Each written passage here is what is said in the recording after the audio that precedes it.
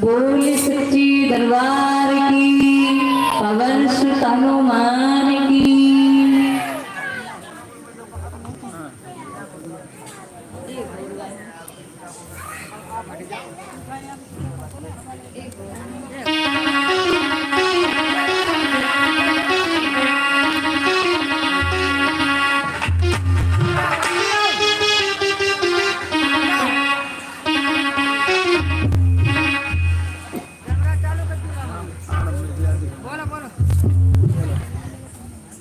एक बार राधा जी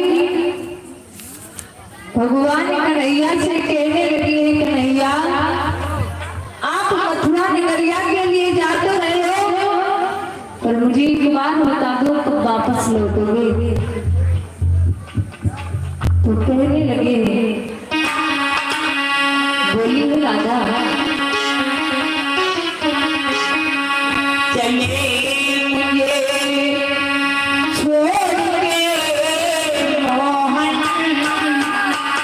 राधा कहने लगी कन्हैया चले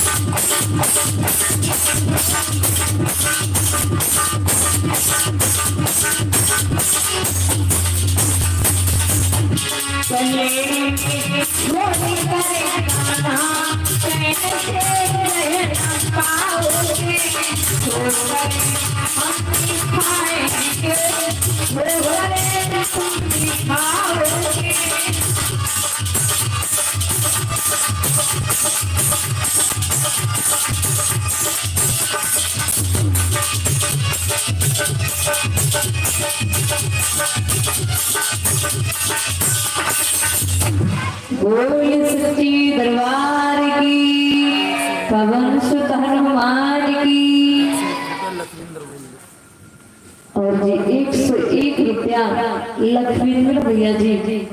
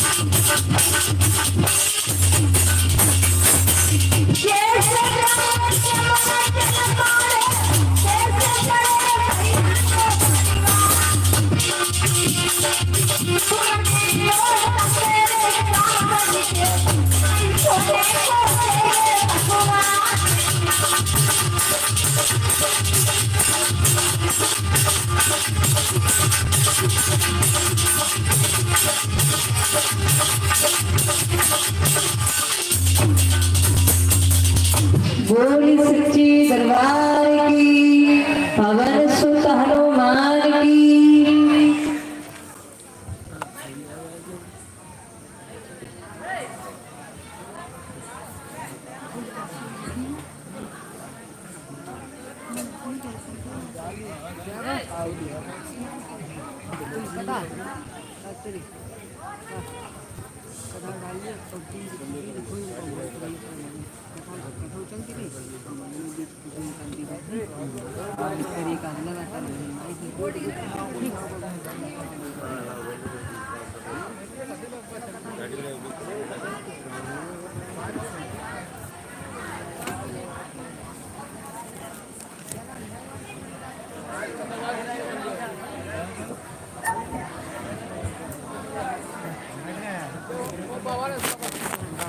क्या पे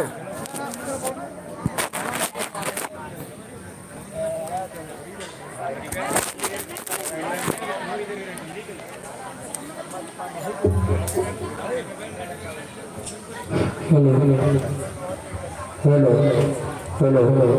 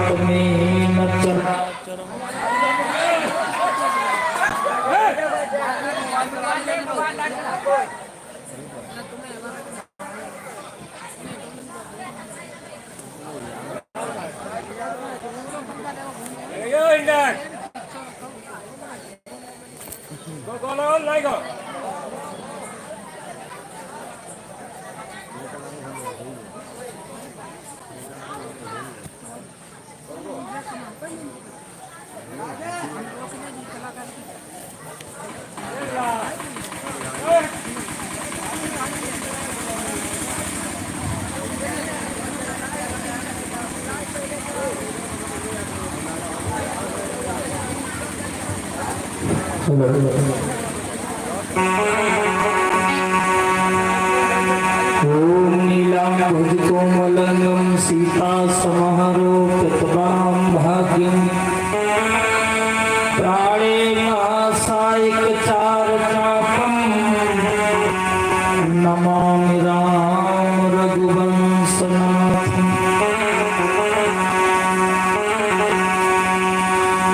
भक्ति भजन भावे तुम्हें अरुहे देवन के देव, कृपा दृष्टि निक कीजियो सुकेला सुपति महादेव।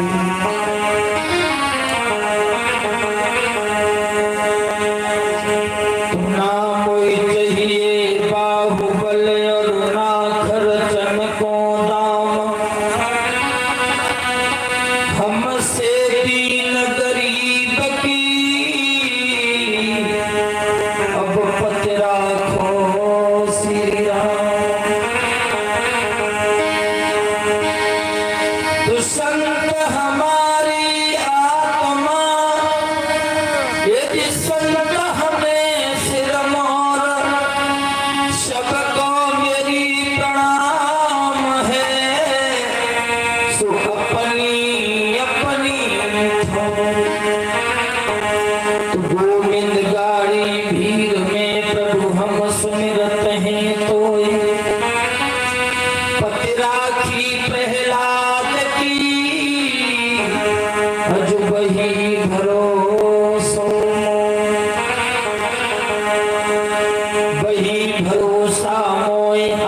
के हिरणाकश्यप मारो, आज जगपाल की लाज बचा दे, मोहन मुरलिया वारो।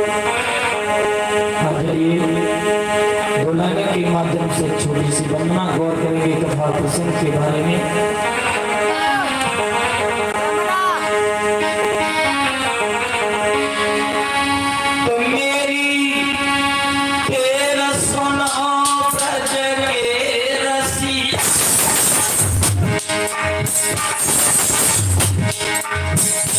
राधा के रसिया मेरी तेरा सुनो पीतांबर धार,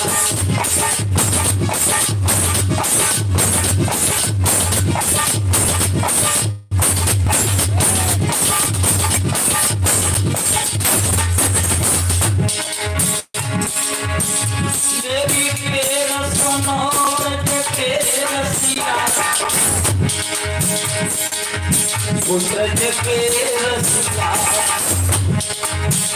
मेरी लाज रखो पीतांबर धार।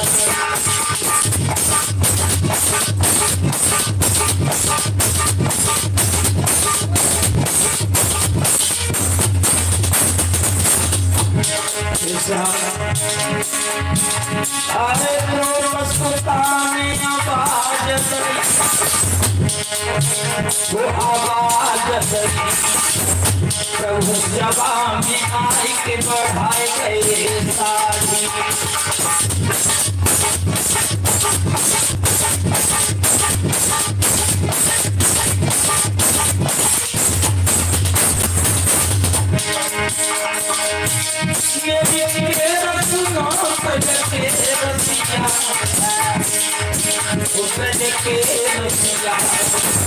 मेरी लाज रखो पीतांबर धार।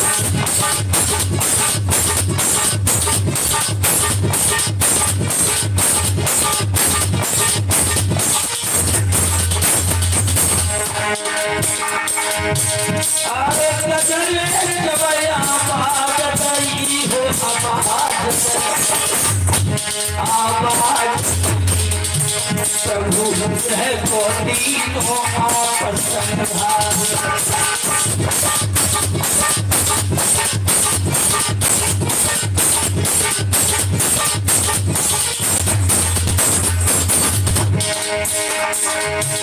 अरे मीरा ने आवाज गई वो आवाज गई, प्रभु आई के रखी हो गिरधार।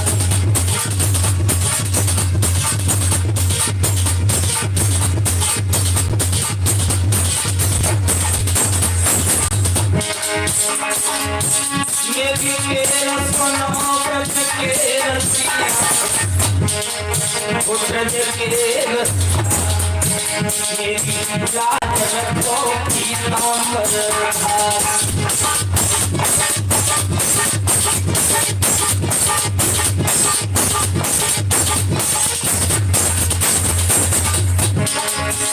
अरे नरसी ने आवाज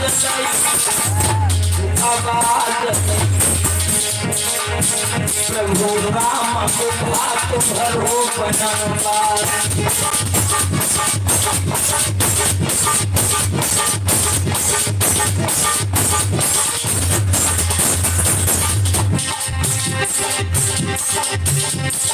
अब का भजना मीरा बाबे को श्याम द्वारी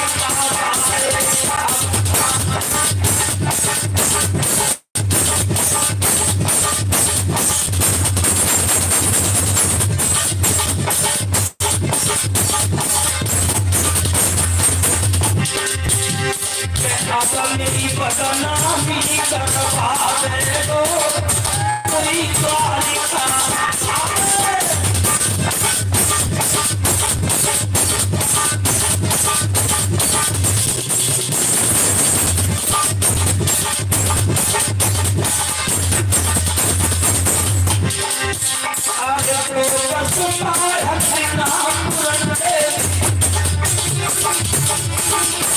अरे जाए रैया के कुंदन घेरी तेरे कान में न तेरी आवे गो पूरी कारी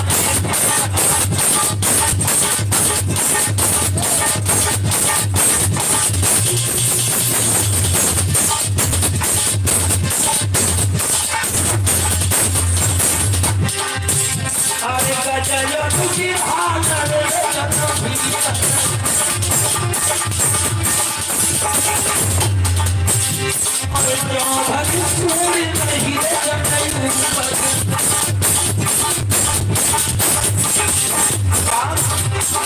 अब का पानी मेरे को बहावे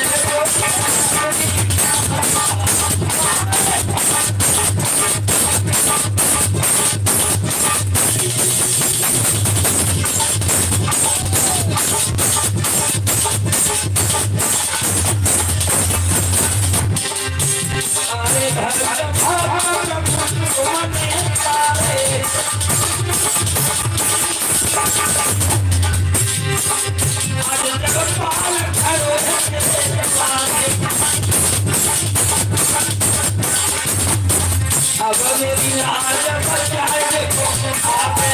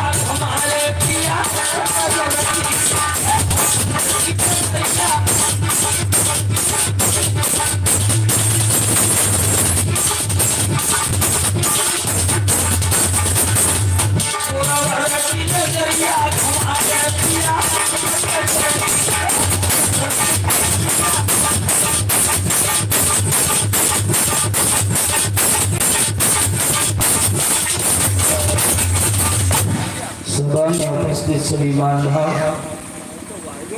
विद्युत मंडल से आए हुए सभी महान विद्वान, कथा के प्रेमी सज्जन, धर्म पंडाल की शोभा बढ़ाने वाली समस्त दिव्य वीरांगनाएं, अर्चनीय बंदनीय सभी दिव्यात्माओं को मैं प्रणाम करता हूँ। और जो रिकॉर्डिंग आपके यहाँ हो रही है, यह हमारे छोटे भाई रामू अवस्थी जी जो यहाँ पर मौजूद हैं। और एक कार्यक्रम आपको न्यू शास्त्री स्टूडियो जलालाबाद के सौजन्य से प्राप्त होगा। और कार्यक्रम और भी हमारे कई कार्यक्रम इस चैनल पर आते हैं। और दूसरा चैनल है हमारा जय माधव स्टूडियो जलालाबाद, उस पर भी आप कार्यक्रमों का आनंद लेंगे। एक स्नानदाताओं की सूची है हमारे पास में। 1000 रुपया इस भागवत कथा में अपनी गाड़ी कमाई का दान दे रहे हैं संजीव यादव जी, जो दोस्तपुर से चल करके आए हैं। बहुत बहुत स्वागत है संजीव यादव जी का, जिन्होंने अपना अमूल्य धन इस धर्म के कार्य के लिए दान अर्पण किया है। 11 रुपए राम अवतार चौरसिया जी, ये माहू से चल करके आए हैं। 100 रुपया शिवराज सिंह होमगार्ड, ये सहजना के रहने वाले हैं। 21 रुपए राजेंद्र सिंह जी, ये माहू के रहने वाले हैं। 21 रुपए लालू सिंह जी, ये भी माहू के रहने वाले हैं। 10 रुपए नितेश पुजारी जी, ये नगला सहजना के रहने वाले हैं। 21 रुपए लाची यादव, नंगला सहजना के रहने वाले हैं। 101 रुपया हमारे पास में भेजवा रहे हैं आकाश जी, ये जमुनिया पीलीभीत के रहने वाले हैं। 101 रुपया छत्रपाल सहजना से। 50 रुपए ज्ञानेंद्र राठौर जी, ये नगला सहजना के रहने वाले हैं। 100 रुपए हाकिम सिंह जी, ये भी नगला सहजना से हैं। 500 रुपया राकेश यादव प्रधान जी, इस सहजना से 500 रुपया भिजवा रहे हैं। बहुत बहुत धन्यवाद है प्रधान जी का। 50 रुपए प्रतपाल सिंह सहजना से। 20 रुपए बल्ला माहू दुर्ग से। और 11 रुपए मनीराम माहू दुर्ग से। 11 रुपए अक्षय कुमार एक खानपुर देहा से हैं। 101 रुपया बड़ी सिंह यादव नंगरा से हैं। 100 रुपए जगतपाल जी की तरफ से हमारे करीब आए हैं, ये नंगरा के रहने वाले हैं। नंगला सेंजना के रहने वाले हैं। बहुत बहुत धन्यवाद सभी दानदाताओं के लिए। और गौर करेंगे कथा प्रसंग के बारे में। दोपहर में आप लोगों ने गोवर्धन की पूजा की।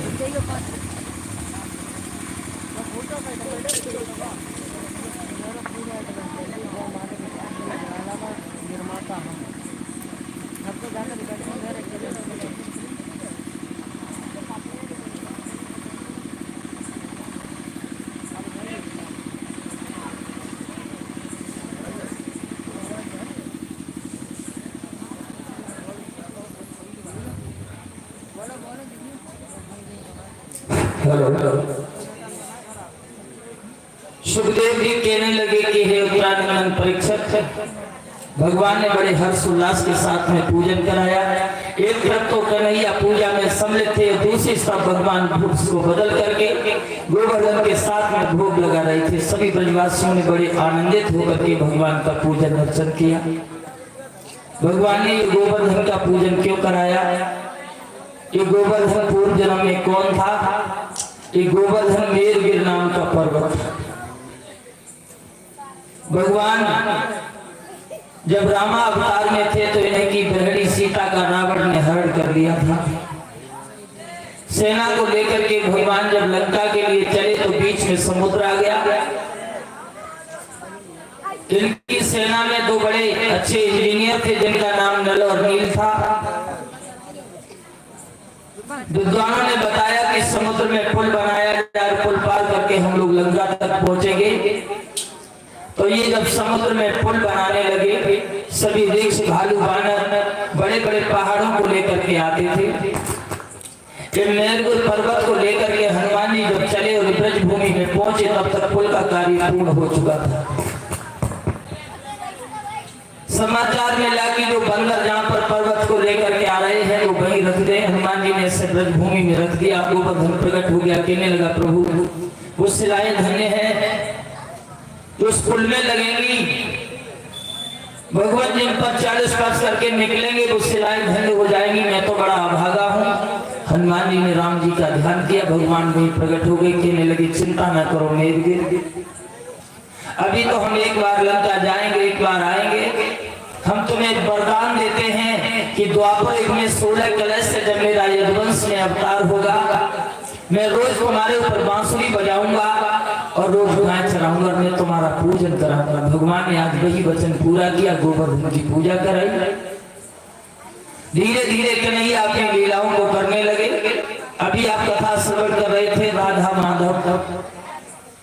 राधा नाम आत्मा का है, श्याम नाम परमात्मा का है। ये आत्मा हमेशा अपने स्वामी से मिलने के लिए उदित रहती है। राधा की निष्ठा भक्ति बड़ी ही पवित्र थी। राधा ने जीवन पर्यंत कन्हैया को छोड़ कर दूसरे किसी की चाहत ना की। अंत में भगवान ने राधा को वरदान दिया कि जाओ राधा, जो प्रेम रुक्मिणी और सीता का है वही प्रेम तुम्हारा हमसे रहेगा, कभी तुम्हारा संबंध हमसे अलग नहीं हो सकता। ये शाम तुम्हारा था और तुम्हारा ही रहेगा। वरदान देकर के भगवान जाते हैं। नित्य प्रतिदिन भगवान नई नई लीलाएं करते हैं, लेकिन कंस बड़ा परेशान है, क्योंकि रोग और दुश्मन कभी छूटा नहीं होता। एक दिन देव ऋषि नारद फिर कंस की कचहरी में पहुंचे, कहने लगे कंसराज हमने तुम्हें उपाय बताया, उस उपाय में चूक हो गई। कन्हैया हमारे हाथों से बच गया, लेकिन हम तुम्हें दूसरा उपाय बताते हैं, कन्हैया तुम्हारे हाथों से बच नहीं पाएगा। कहने लगे बताइए गुरुदेव। तो नारद ने कहा कि तुम्हारे यहाँ एक बहुत पुराना धनुष रखा है, आप धनुष यज्ञ रचो, उस धनुष यज्ञ में के वीरों की प्रतियोगिता रखो और कृष्ण बलराम के साथ सभी यदुवंशियों को निमंत्रण दो। कृष्ण बलराम जब धनुष को यज्ञ देखने के लिए जब आएंगे वो अपने घर बैठ करके ही अपने बैरी का खात्मा कर देना। सांप भी मर जाएगा, लाठी भी नहीं टूटेगी। कंस अट्टहास करके हंसने लगा, गुरुदेव ये सलाह तो सबसे अच्छी है।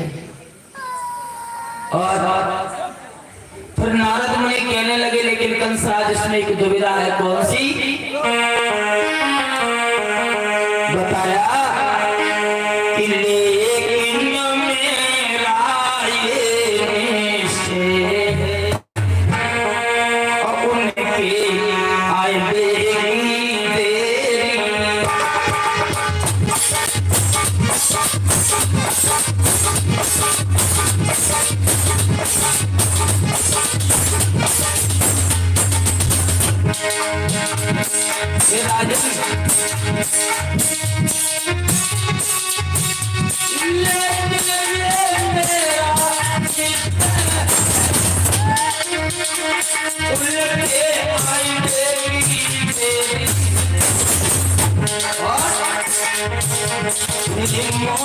तुम्हारे सर पे है और मथुरा मोहन की तेरी है।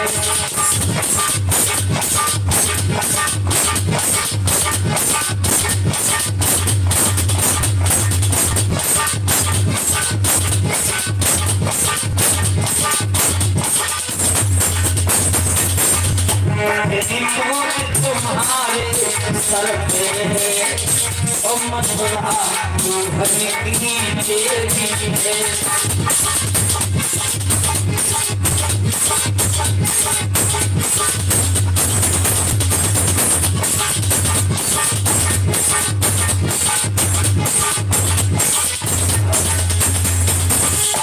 ये मेरा निश्चय है, भगवान के आने की देरी है और मौत भी तुम्हारी करीब है, क्योंकि ये मथुरा नगरिया कन्हैया का इंतजार कर रही है। प्रश्न ये आया कि श्याम और बलराम को लेने कौन जाएगा? देवर्षि नारद ने कहा कि तुम्हारे यहाँ मंत्री के पद पर आ सकते हैं अक्रूर जी, जो बाबा नंद के सखा भी हैं, और अक्रूर जी को बुला करके आप कन्हैया बलराम को बड़ी आसानी से बुला लेंगे। कहने लगे ठीक है।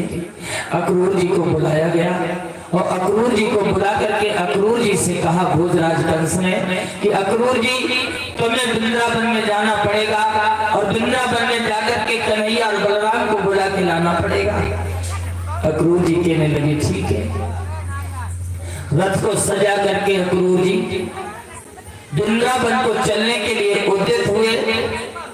जब जाकर के ये घने से जंगल में पहुंचे तो अक्रूर जी के दिमाग में प्रश्न उठने लगे कि मैं शाम को लेने को जा रहा हूं और शाम को लेकर के उधर से वापस आऊंगा तो कंस बड़ी बेरहमी से उनकी हत्या कर देगा।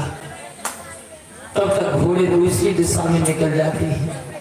फिर घोड़ों को रास्ता पर लाते हैं। दूसरा प्रश्न दिमाग में आने लगता है कि मेरे आंखों के सामने मेरा शाम मारा जाएगा लेकिन हम लोग कुछ नहीं कर पाएंगे। तब तक घोड़े दूसरी दिशा में चले जाते हैं। इसी क्रम में वैसे मथुरा से वृंदावन की दूरी कोई ज्यादा नहीं है, लेकिन अक्रूर जी को शाम हो गई। शाम को जाकर के ये नंद के घर में पहुंचे। नंद बाबा यशोदा ने बड़ा स्वागत सम्मान किया है और रात्रि में भोजन करने के बाद ये गृह में ठहरे। परस्पर बात हुई कि मैं शाम और बलराम को लेने के लिए आया हूं। बाबा नंद यशोदा कहने लगे हम कन्हैया को नहीं भेजेंगे क्योंकि कंस मेरे शाम को मार देगा। बड़ा समझाने पर नंद यशोदा ने हाँ कर दिया। रात में पूरे नगर में चर्चा का विषय बन गया कि कन्हैया कल मथुरा चला जाएगा। भाइयों, जैसे ही सुबह हुआ भगवान भास्कर ने पूरब में अपनी आंखों को खोला। भगवान कृष्ण और बलराम नित्य क्रिया से निवृत्त हुए और निवृत्त होकर के मैया यशोदा के पास में आई। यशोदा ने अपने लाला को देखा, मोटे मोटे आंसुओं से रोने लगी। साहब, मैंने बचपन से तुझे पाला, आज माँ की ममता को ठुकरा करके तू और मथुरा चला जाएगा। चले जाओ साहब, लेकिन जाते जाते एक बात याद रखना,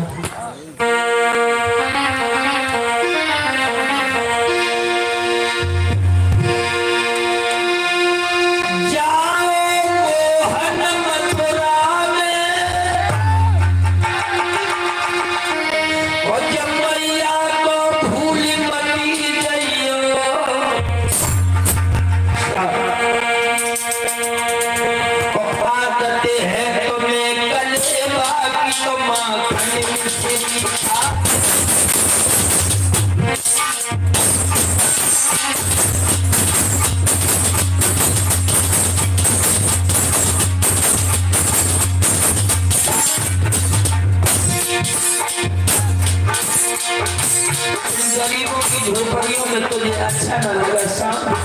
मथुरा अमीरों का शहर है, वहां जाने के बाद तू कभी लौट करके नहीं आएगा। कन्हैया ने अपनी मैया की दुपट्टा से आंसू पोंछे, मां क्या पागल हो गई? इस शाम तुम्हारा और हमेशा तुम्हारा ही रहेगा। सुनो रो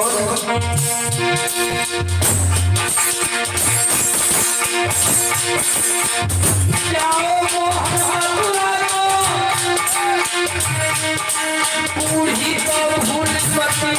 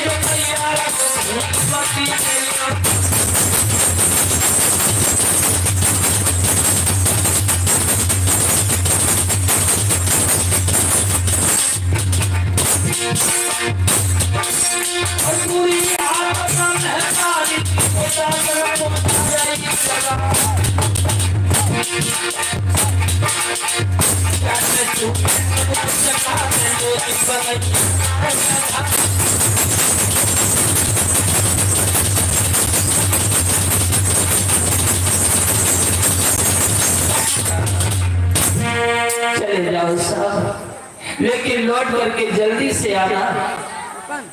कन्हैया कहने लगे मैया मैं आज जा रहा हूँ, कल मामा का धनुष यज्ञ देखूंगा और परसों मैं तुम्हारे पास वापस आ जाऊंगा, जरूर लौटाऊंगा माँ। मैया को धैर्य धर के कन्हैया अकेला बढ़े। सुखदेव जी कह रहे हैं कि हे राजा परीक्षित,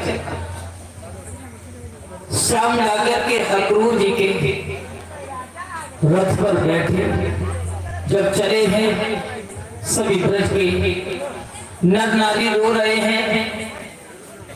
और ये सूचना जब इनकी प्रेम देवानी राधा के पास में पहुंची तो राधा जो थी, राधा शीला ज्योति मंजू किरण उर्मिला